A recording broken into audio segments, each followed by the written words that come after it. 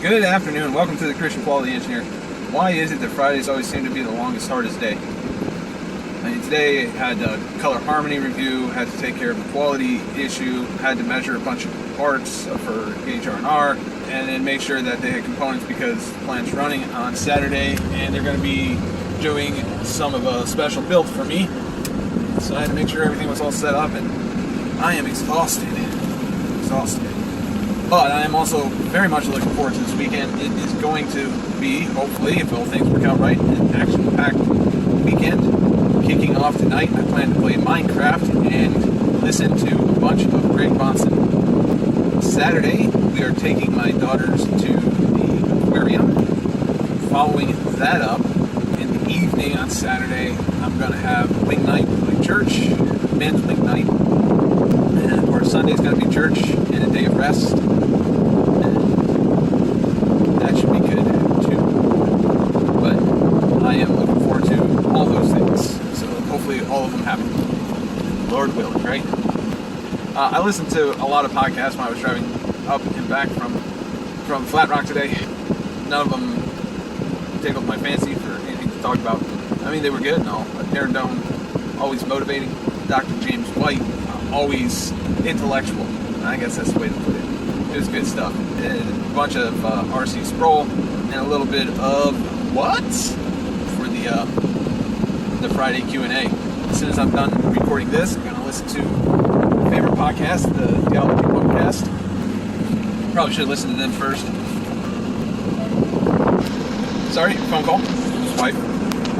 Yeah, I'm leaving late again, so that's why she called. I forgot to text her that I was on the way home. But Theology Podcast, my favorite one. I probably should have listened to them first. They usually give me a lot of good food for thought. Probably could have talked about that.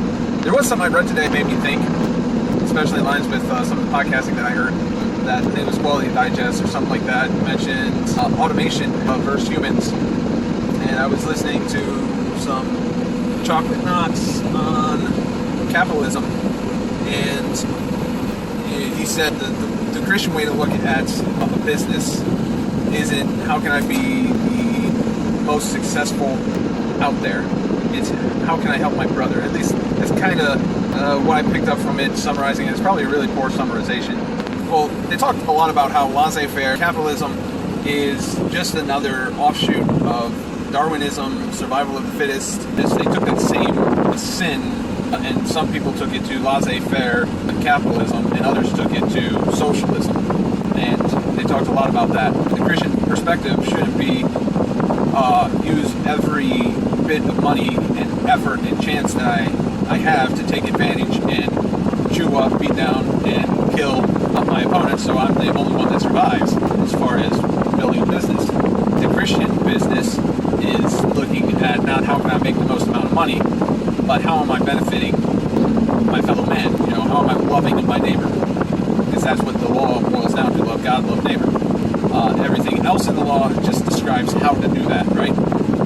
In Christian capitalism, you know, you're looking not, hey, everybody else in the market is selling something for $50. You look at it and say, well, I can make it for $10, and it's going to benefit the average person more because I'm making it less expensive for them, right? So that's loving your neighbor. You're not taking advantage just because everyone else is selling it for 20 and you're selling it for 10. It's helping out your people that now can afford something like that. Or you're finding, you know, a niche in the market where there's a product or service that people don't have but need. And you're filling that because you have the ability and skill to do that. And that's benefiting your fellow man. It's loving your neighbor.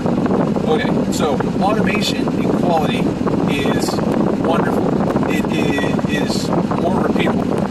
Well, for the most part, it's usually more repeatable than a person.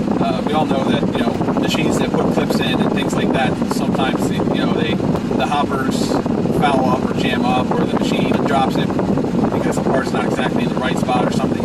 There's always something. That machines aren't as perfect as we would like them to be, but they're still more perfect, more repeatable than people for the most part. And they at least tell you when they make a mistake, at least most of the time. But anyway, they're faster, usually.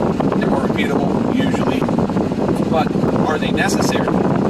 And that should be another question that we ask. I mean, we're running the factory, right? And we want to do Christian capitalism, not crony capitalism, not laissez-faire capitalism, but Christian capitalism. We're thinking about loving our neighbor. Do we always put in a robot whenever we can?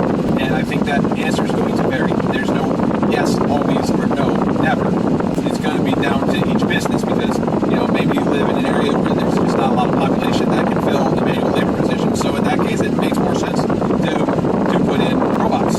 It may also be in a situation where you need something more precise, or maybe it's the force needed, the ergonomics is better for robots. So you're actually saving the stress and strain on somebody's body, and that's loving them because now you're not going to wear them out.